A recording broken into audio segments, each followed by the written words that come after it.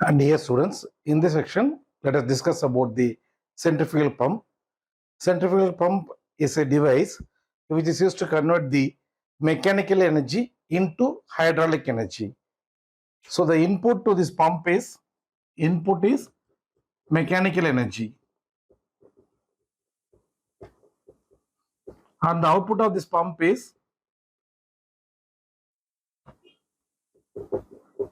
hydraulic energy. The hydraulic energy is otherwise can be felt as pressure energy. Can be otherwise felt as what? Pressure energy.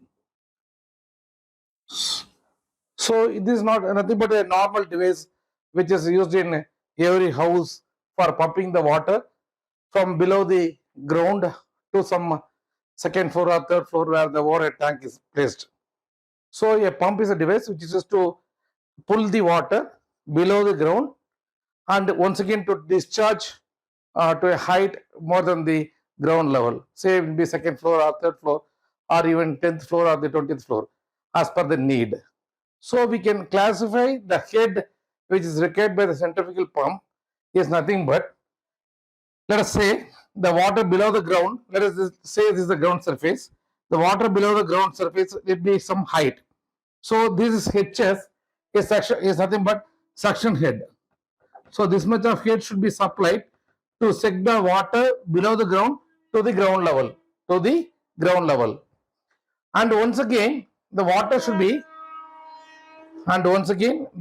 discharged to the 10th floor or 20th floor where the water tank is placed. So that particular head is called what? Discharge head. This particular head is called what? Discharge head.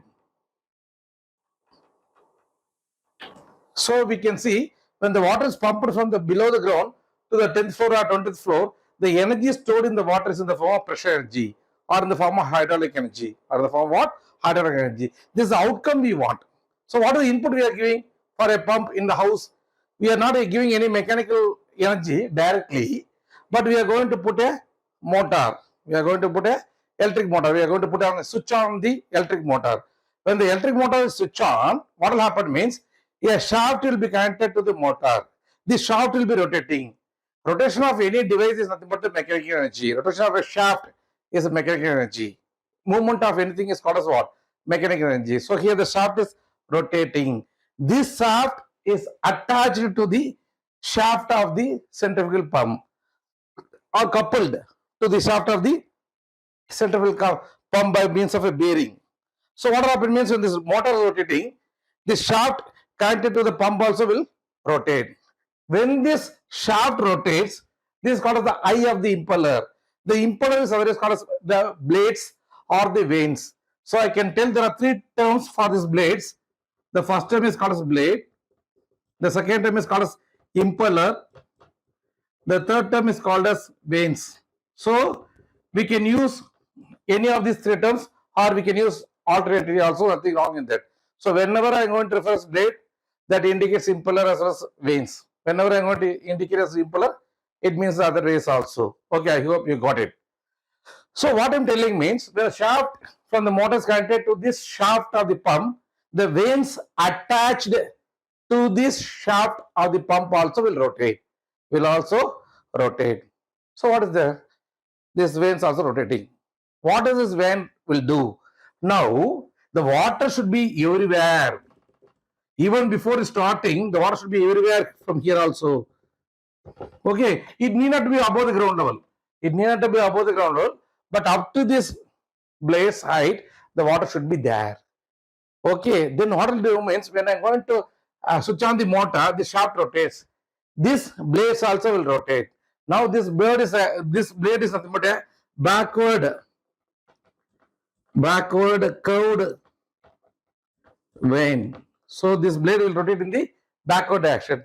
So now the centrifugal action of these blades, it will impart momentum to the liquid surrounding it. I will repeat the statement. When the motor is switched on, the shaft rotates. The shaft is connected to the pump shaft. So this shaft of the pump also rotates. When the shaft rotates, the blades attached to the shaft also rotates. Because of the rotation of the vanes, it imparts, the veins imparts momentum to the fluid. So it exerts energy to this what? Liquid. Okay, actually this momentum is called as angular momentum because not a linear momentum, because it's going to give the energy in the form of angular wise. So it's called as angular momentum. So it will push away the water. It will push away. So the water will be going like this and it will be taken to the top floor. So the very simple idea, when a shaft is, when the blades are connected to the shaft, this, when the shaft is rotating, the vanes also rotate. These vanes impart angular momentum to the liquid, and hence the liquid level of the water will rise from the below the ground to the floor where you want to discharge the water or any fluid. Mostly we are using the water. This action is caused by the centrifugal action, and hence this pump is called as a centrifugal pump. This is a normal definition of the centrifugal pump, where you are converting the mechanical energy. Here the mechanical energy indicates the rotation of shaft is converted into what? Hydraulic energy of the water or the pressure energy of the water. But actually we are not supplying the mechanical energy, we are supplying the electrical energy. The electrical energy is converted into mechanical energy. The mechanical energy is in turn converted into the hydraulic energy or the pressure energy. Now we are very clear with the what is the total head. So suction head and discharge head. When I'm going to add the suction head and discharge head, it is called as static head. HS is called as what? Static. Capital HS is called as what? Static head. Small HS is called as what? Suction head. So there's a difference between suction head and static head. And this manometric head will be equal to this total static head plus losses. If I'm going to add this losses also, then I will come to know what is the manometric head I have to provide to the pump in order to discharge the water from the below the ground level to the required level where you want to discharge. Let us continue further. The shape of this casing also plays an important role. The first role or the primary role of this casing is to avoid splitting of the water to be thrown outside.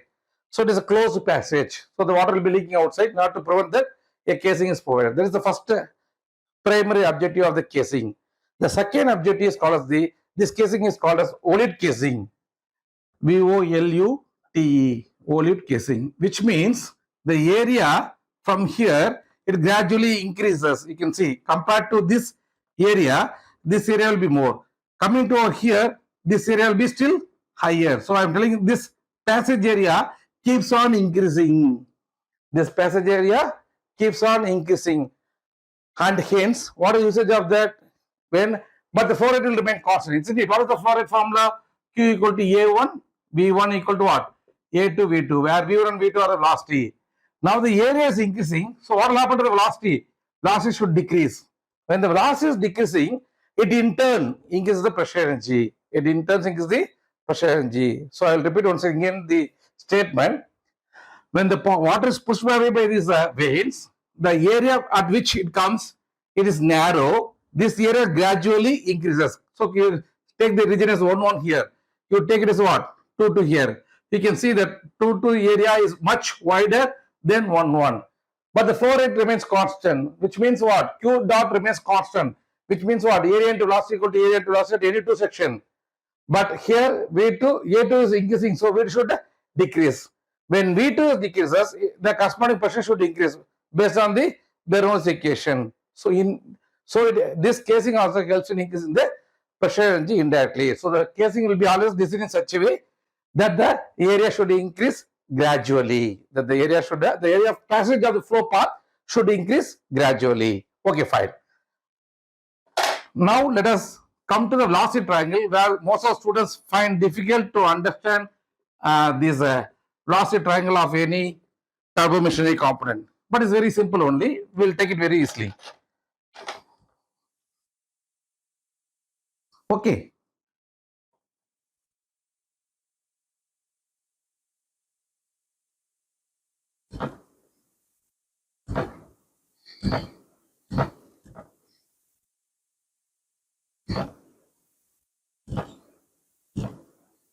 So it is the vane inlet diameter and this is the vane outlet diameter. If I'm going to consider the one end to the other end, if I'm going to consider from the center of the eye of the impeller, it will be called as my R1. That is the radius at inlet, and this is the This is the radius at from the center.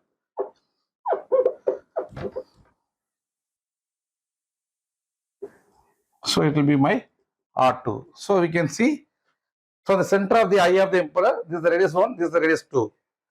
Now this is the vane inlet, this is the vane exit. This is nothing but the vane. It's a curved, backward curved vane, which means the vane will be rotating in this direction. In this direction is what? Anti-clockwise direction. It will be rotating in the anti-clockwise direction. So now the velocity of the vane at this point is called as U1. The velocity of the vane at this point is called as what? U2.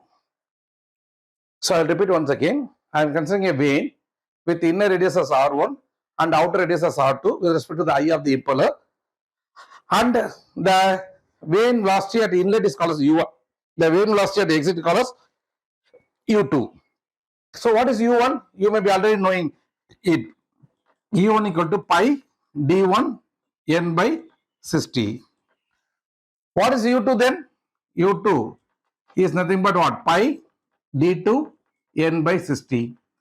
Now you tell me whether U1 will be equal to U2 or U1 will be less than U2 or U1 will be greater than U2.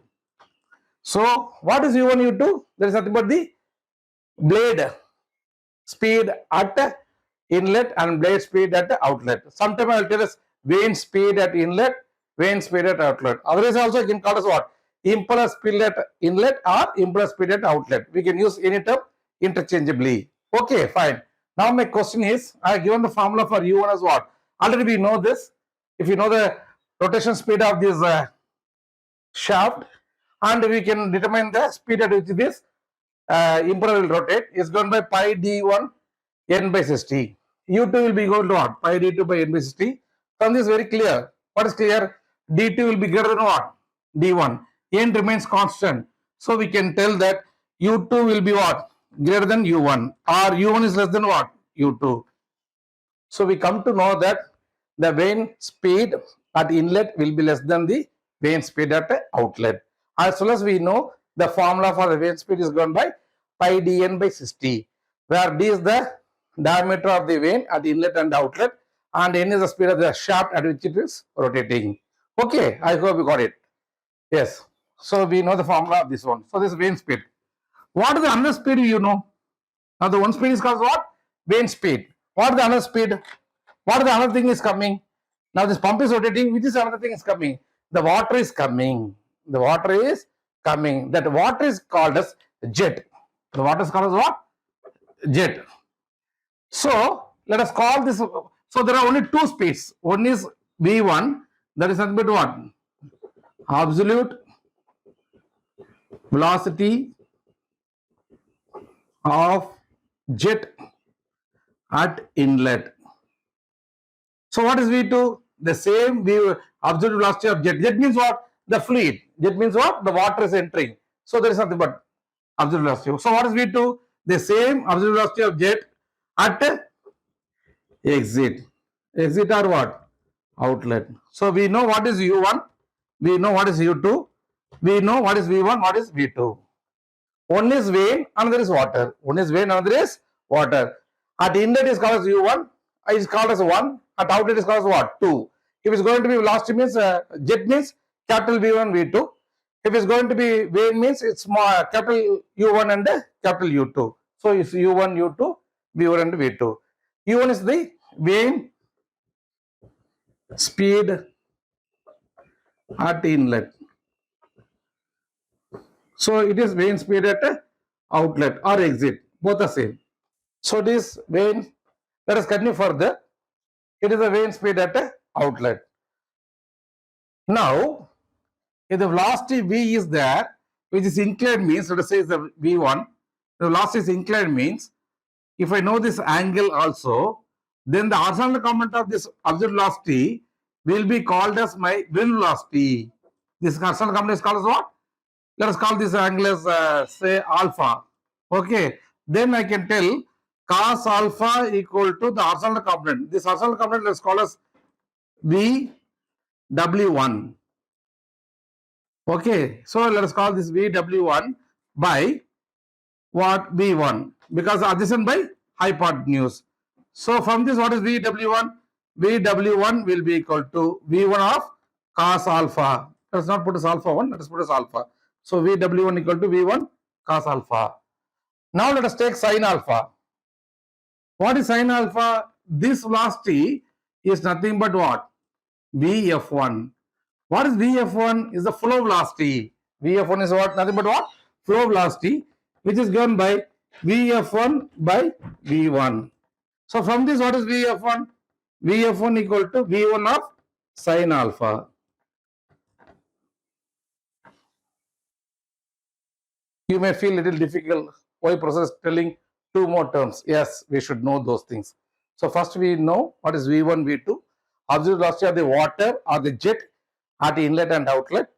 U1 and U2 are the velocities of the vane at inlet and outlet. This is very clear. Let us continue further. If V1, the absolute velocity is inclined, it can be resolved into two components. The horizontal component is called as the will component, VW, and the vertical component is called as the flow component, namely VF. If it is going to be at the inlet, it will be called, named as VW1 and VF1, and if it is going to be at the outlet, it will be called as VW2 and VF2. I will repeat once again. The absolute velocity can be resolved into two components, will velocity and the flow velocity. It is also the velocities of the jet only. But you may ask a question, sir, why you want to resolve them, or what is the purpose of resolving them? Now the beauty is that if you are going to resolve it, and VW1, the will component, will be useful for the rotation of the vanes. I will repeat once again. The will component will be utilized for the rotation of the blades, of the vanes, of the impeller. Whereas the flow component will be useful to increase the discharge. What is the formula for discharge? Area into velocity. What is the velocity should be? It should be the flow velocity. So I can tell the area, the discharge is given by what? Area into velocity. Everybody knows. But which velocity? This velocity should be what? Flow velocity. It can be either VF1 or VF2. So the flow velocity increases, the discharge also increases. If the flow velocity decreases, the discharge also decreases. So, on the other hand, if the will component increases, it will increase the rotation speed of the vane. If the will component decreases, it will decrease the rotation of the decrease the speed of the rotation of the vanes. So definitely we should be in a position to resolve the absolute velocity when it is going to be inclined. If it is going to be vertical, if this is going to be this component of V1 is not going to be inclined, it is going to be vertical, means what? Every component is going to be flow velocity only. The will component becomes 0. The will component becomes what? 0, because this angle will become what? It will go and match. So what is the angle of alpha? Alpha will be 90. So what is cos 90? Cos 90 will be 0, which means my will component will become 0. On the other hand, my the absolute velocity is not inclined, it is not even vertical, it is going to be horizontal. Now the entire absolute velocity will be connected to will component, because the angle is theta equal to 0. When theta equal to 0, cos 0 will be equal to 1. So the V1 will become what? VW1. Then what will happen to the flow velocity? It will become 0. It will become 0. So I will repeat once again. If the absolute velocity is inclined, there will be both will component and the flow component. If the absolute velocity is vertical, V1 will become what? VF1. And VW1 will become what? 0. On the other hand, if the absolute velocity is horizontal, the entire V1 will become what? VW1. And VF1 will become what? 0. So, instead of 4 velocities, now we got 6 velocities. Even I can tell there are 8 velocities. Why? VF1, VW1, 6. VF2, VW2, 8. So there are totally 8 components of velocities you should know in order to draw a velocity triangle. What are they? U1, U2. The velocities of the vanes at the inlet and outlet. Then V1 and V2. The absolute velocity of the absolute velocity of the jet at the inlet and outlet. And one more velocity is there. I forget to mention you. That velocity is called the relative velocity. The velocity between the fluid and the vane is called the relative velocity. Why you want to talk about the relative velocity? Because both are not stationary, both are moving. Because vane is also moving, water is also moving. So, in order to have a relative velocity, we should define the relative velocity. So, VR1 is the relative velocity between V1 and U1. VR2 is nothing but the relative velocity between what? V2 and U2. So if you want to tell, then there are definitely 10 components. U1, U2, V1, V2, VR1, VR2. V1 can be further split, resolved into VF1 and VW1. V2 can be further resolved into VF2 and VW2. So we have all these 10 different components of the velocities for analyzing a velocity triangle. Let us proceed further. With this knowledge, let us proceed further.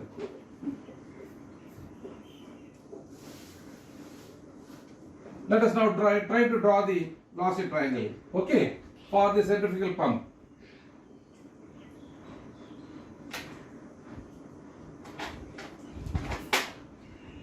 So let me draw the impeller or the vane or the blade.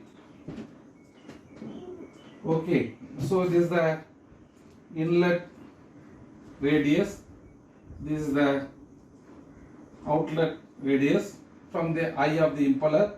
Let us say is eye of the impeller. Okay, let this be the blade. Let this blade be backward curved vane because it's going to rotate in the anti-clockwise direction. Now let us say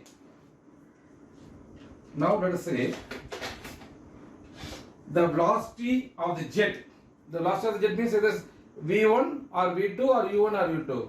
Yeah, you are right. It is V1. It is V1.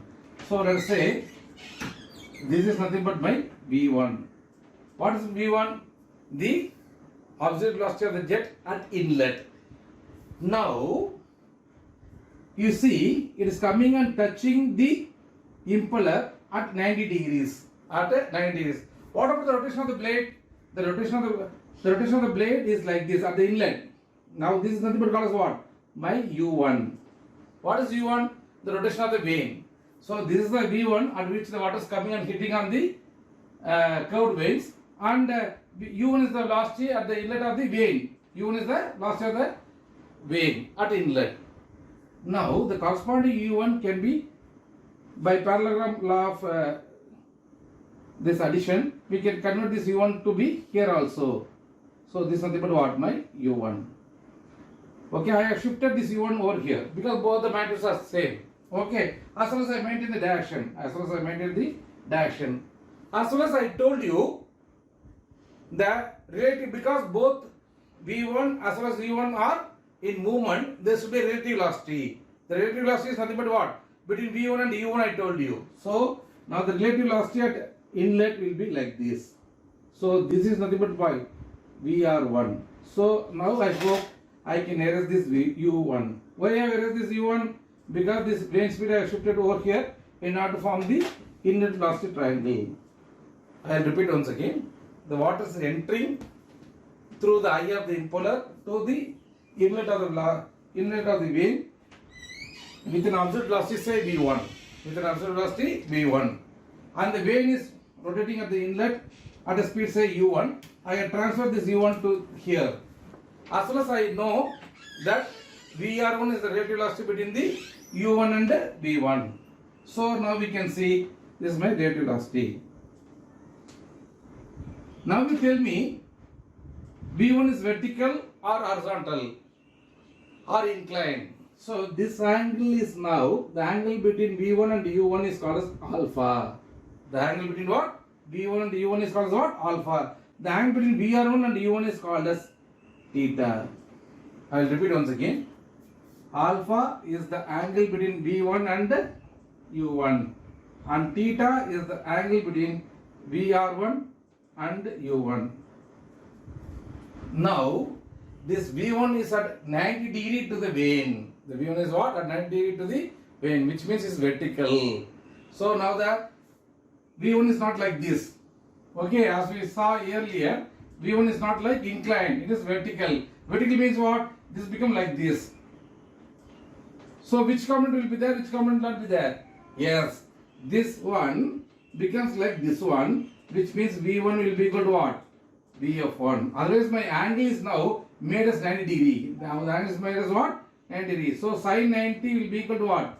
VF1 by V1. So VF1 will be equal to what? V1 sin 90. Sin 90 is 1. So VF1 equal to what? V1. which means the entire V1 will be equal to V of 1 here. When V1 equal to V of 1, what is VW1? VW1 will be 0. Why? Cos 90 is equal to 0. Cos 90 equal to 0. So I can tell V1 equal to 0. Now I will ask you a question. The question is that why alpha should be 90 degree? Why not other degree? Because this is the way we are allowing the water to strike the vanes. We can also change the arrangement in order to alpha to have different values, say 30 degree, 45 degree, 60 degree. But why I allowed the absolute velocity of the jet V1 at an angle of alpha to be 90 degree to that of the vane? Any reason? Why I want V1 equal to Vf1 and why I want Vw1 equal to 0? What is the main usage of this one? By making it 90 degree, I made V1 equal to Vf1 and Vw1 equal to what? 0. That is my real component of velocity. Real component of velocity become what? 0. Because my aim is not to rotate the vane because of supplying the water. I will repeat once again. My aim is not to rotate the vane because of supplying the water. My aim is to transfer more amount of water below the ground to the top of the ground where I want to discharge, to the 10th floor or 20th floor. Because my worry is to have more discharge and not to have more rotation of the blades. Where I want more rotation of the blades? In case of turbine. In case of turbine, I want real component to be more because I want to make, by the help of water, I will want to make the blades to rotate. But this is not the case in case of centrifugal pumps or any pumps. In case of pumps, our aim is to have more discharge, which means we should have more flow velocity rather than more wheel velocity. I hope you got it. So purposely we are sending the water in such a way, the angle is alpha is 90 degree, which will make your V1 to be Vf1 and Vw1 equal to 0. And Vw1 equal to 0. And definitely there will be an angle called as theta between Vr1 and U1. So what are the velocity we have seen in the inlet velocity triangle? The absolute velocity of the jet V1. The velocity of the vane, it is U1. I have shifted the U1 to the bottom to form the velocity triangle. And the component which joins the absolute velocity and the vane velocity is called as my relative velocity because both are moving. So it's nothing but what? My Vr1. I hope now the inlet velocity triangle is clear. Any doubt so far in the inlet velocity triangle? Any doubt? Okay, it's fine. Since there's no more doubts, we'll go like this. Now the water will slide on the surface and it will be thrown away like this. I hope I can erase this one.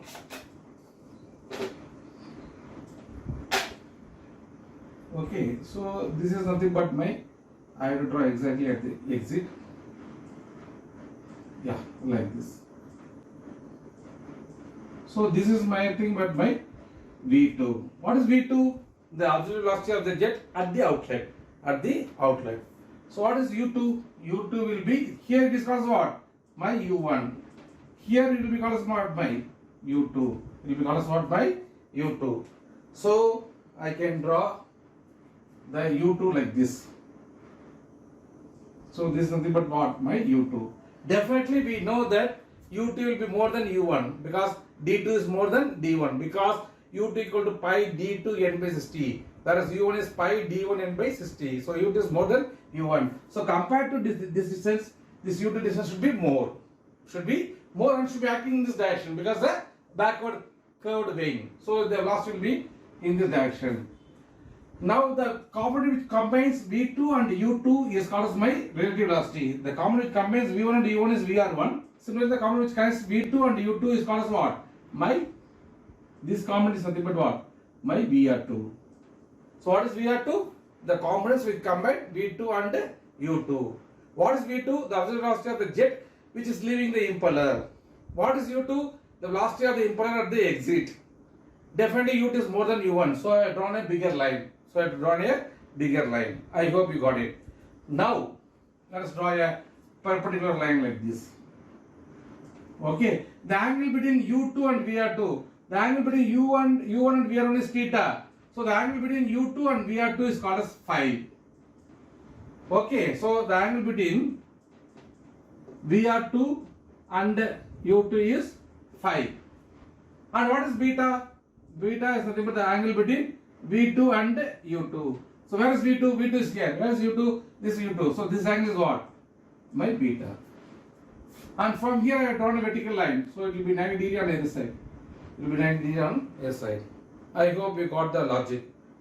I will repeat once again. The water which enters the blade will be taken along the path of the vane as well as rotating and will be thrown away as a centrifugal force.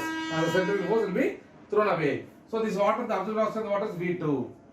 And the vane is rotating at speed U2. So they have drawn the U2 here. The component which joins V2 and U2 is called something but what? My VR2. Okay. The angle between VR2 and U2 is called my phi. This is a phi. The angle between V2 and U2 is called what? My beta. My beta. I hope now it's easy for you to understand. Okay. I will draw it here and I will call this as what? My magnitude as this entire length is nothing but what? My U2. Okay. This is N and out. These are okay. We'll have this pump alone. Okay, fine.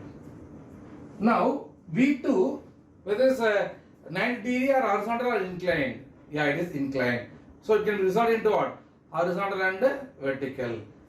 Now, if V2 is there, the corresponding horizontal component will be called as what?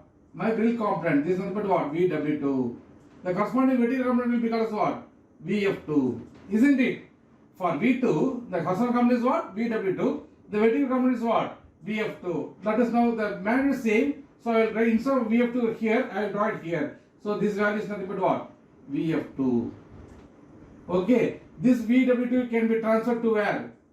Here. So I hope I made it clear. There is no doubt for you. I will repeat once again. Now V2 is inclined. I can make it into this horizontal component and the vertical component. The vertical component, the magnitude is same. So I am putting here as VF2. The horizontal component, the magnitude is same. So I am putting as what? VW2. Okay. So now I hope we can erase this side VF2 and VW2. Okay. Any doubt in the outlet velocity triangle? Any doubt? Okay. Now let us try to find what is tan phi. Tan phi is what? This triangle. Let us call this triangle as what? A, B, C. In this triangle ABC, what is tan phi? Tan phi will be opposite by adjacent. So opposite will be what? BC. What is adjacent? Adjacent will be AC. I hope it's clear. In triangle ABC, tan phi equal to opposite is nothing but BC. Adjacent is nothing but what? AC. What is BC? BC can be written, I will call this term as D. This, what is BC? BC will be equal to VF2. What is AC? AC can be called as AD minus minus BC. AC can be written as what? AD minus DC will give me what? AD minus DC. It's not DC. BC somewhere. So AD minus DC will be equal to what? My AC. Why I am writing like that? Because it is VF2. What is AD? AD is nothing but my U2. What is my DC? DC is nothing but my VW2. That's it. That's it. So we have completed the outlet velocity triangle also. So I will repeat once again. V1 and V2 are the absolute velocity of the jet at inlet and outlet.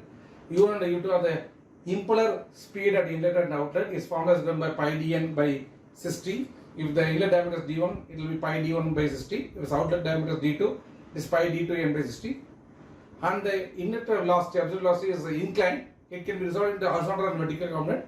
Its horizontal component is called as real velocity. The vertical component is called the flow velocity. The flow velocity is used to increase the discharge. The real component is used to increase the rotation speed of the vanes.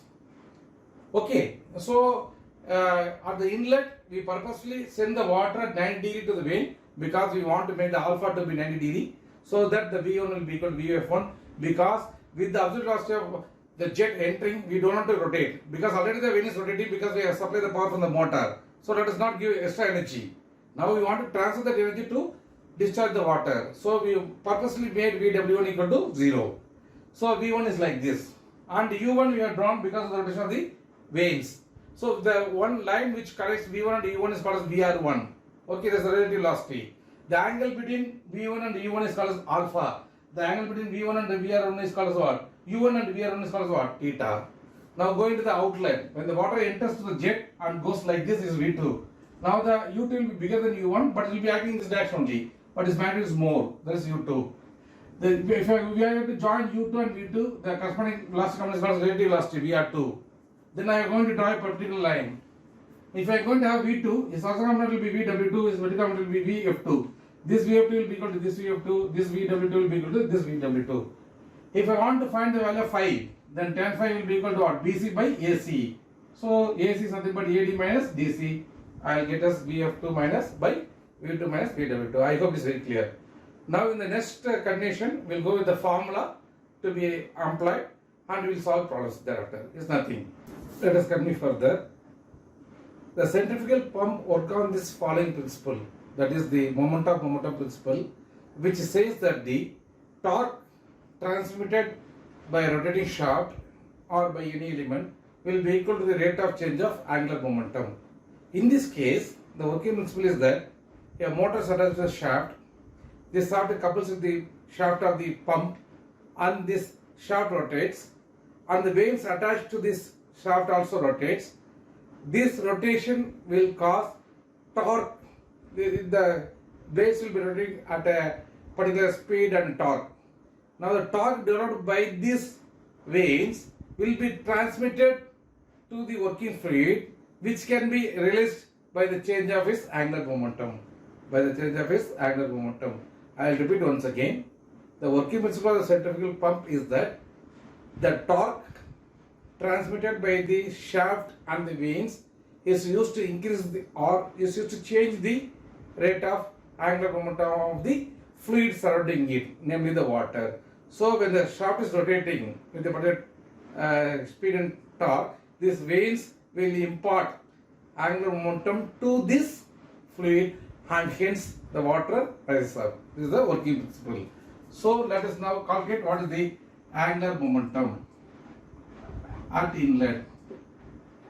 Angular momentum at inlet is given by, that is the linear momentum is nothing but mass into velocity. Here the velocity we have to take the rotation speed. So it's nothing but what? Real component of the velocity. Okay, so m into Vw1. This is the linear momentum into, if I am going to multiply with the radius, I will get the angular momentum at inlet. So I will repeat once again. What the inlet angular momentum is nothing but mass into velocity is the linear momentum, which is into its corresponding radius is R1. Why I have taken real component? That is only useful for the rotation. Okay. Now angular momentum at exit will be equal to m into Vw2 into R2. So now the rate of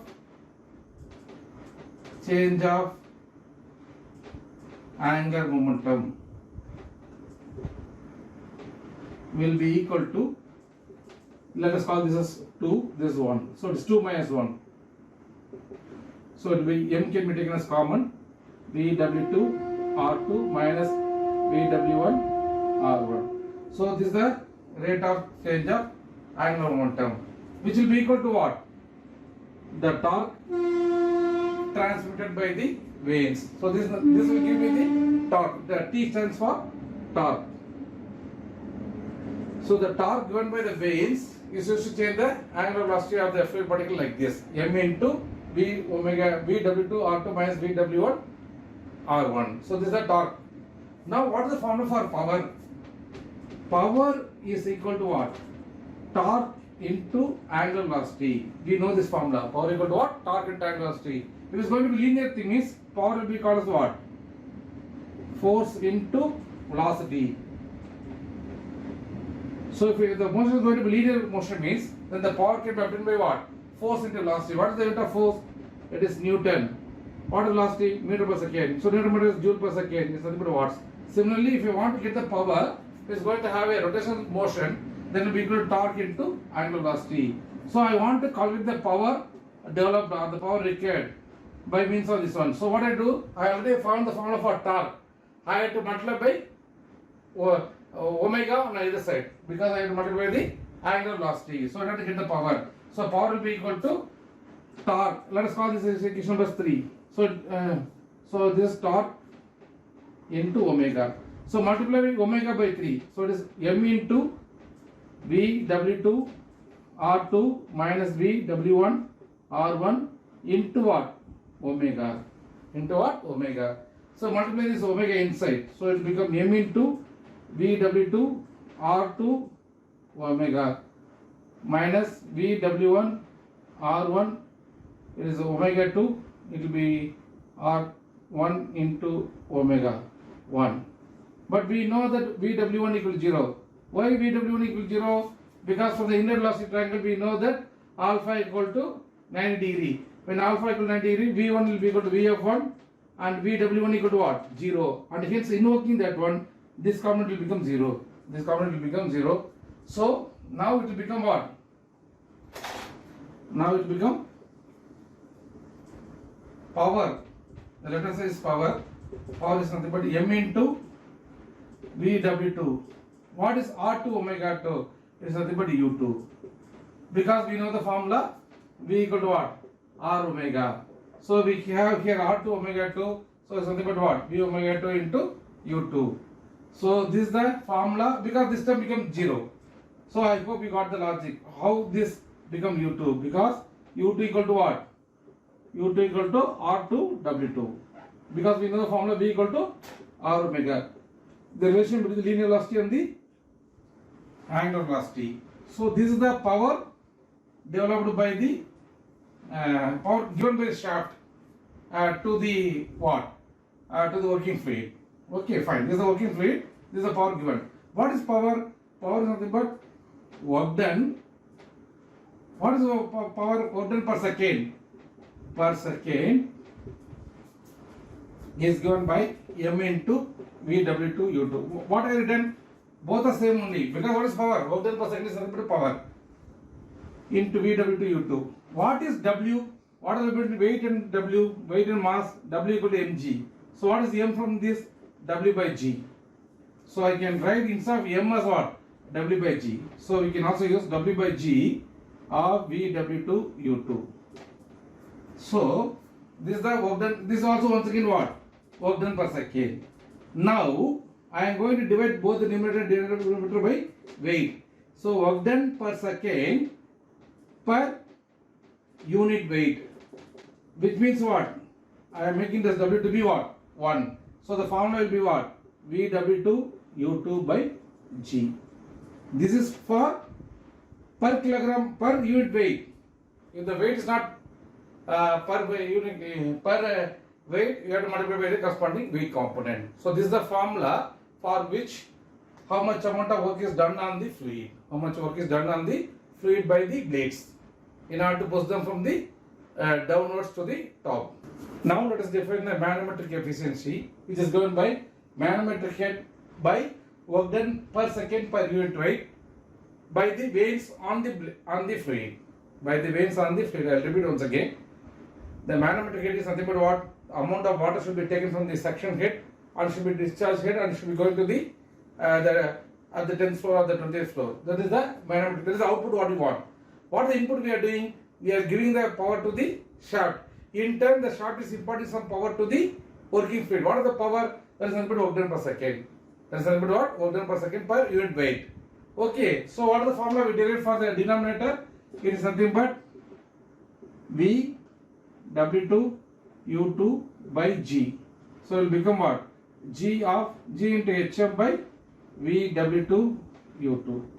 So this is the formula for the manometric efficiency. This is the formula for the manometric efficiency. Further we will see about this mechanical efficiency and overall efficiency. Then we will go for the problems. The problems will be much easier than the theory.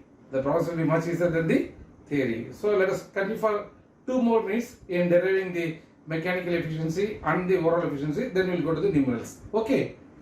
Now let us continue with the mechanical efficiency. Now I am giving some power to the shaft. So that power is called as what? Shaft power. Now, because of the rotation of shaft, some energy is transferred from the vanes to the water. So how much amount of power is transmitted by the vanes or the impeller on the working fluid per second is the output. And the input is nothing but what? The shaft power. Is nothing but what? Shaft power. So the shaft power is the denominator, and because of the rotation of the shaft, how much amount of energy is transferred from the vanes to the water. That is the work done by the impeller per second. So we already know what is the work done or work imparted by the impeller per second on the working fluid, which is nothing but what? V W2 U2, instead of mass we put as what? W by G. We put as what? W by G. By shaft power. Generally shaft power is used to give in kilowatts.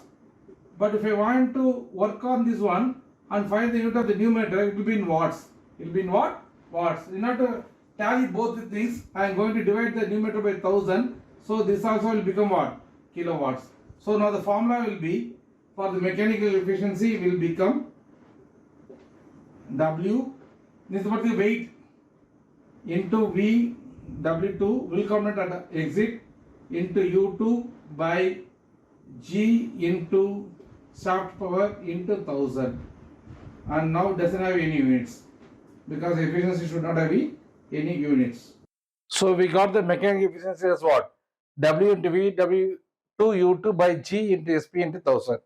And let us now define the overall efficiency. The overall efficiency is nothing but mechanical efficiency into manometric efficiency. So you multiply equation number 5 and 6. So you will get W V W2 U2 by SP G into SP shaft power into 1000 into G HM by V W2 U2. So V W2 get cancelled, U2 get cancelled, G get cancelled. So the answer will be W into HM by SP shaft power into 1000. So this is the formula for our overall efficiency. With all these formulas, now we'll try to solve the numerals. So you should know the formula for this one, manometric efficiency. This is the formula for work impeller by impeller per second for any weight. For unit weight means you can make it as 1. And this is the formula for mechanical efficiency. This is the formula for overall efficiency. Based on these formulas, in the next section, we'll try to sum very good numerals so that you gain confidence. You should know both the velocity triangles and these formulas. Derivation may not be that much required, but you should know that some fundamentals begin that, and you should use that knowledge to solve the problems. Okay. In the next section, we will solve with the numerals. Thank you.